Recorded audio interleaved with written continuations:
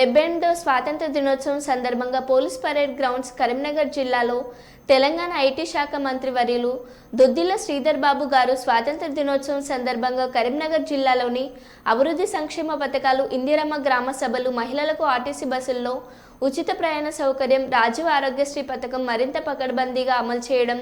నాణ్యమైన విద్య, నిరుపేదలకు ప్రతి ఒక్కరికి సొంతింటి కల నిజం చేయాలని, ఇందిరమ్మ ఇల్లు పథకం, గృహజ్యోతి పథకం,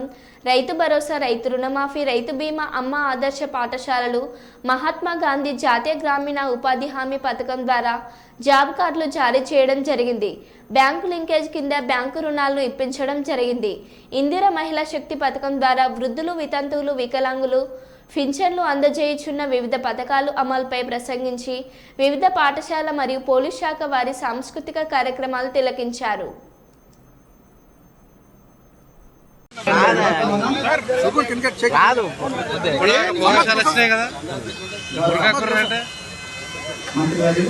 అందరూ పాట మనం ఒకరు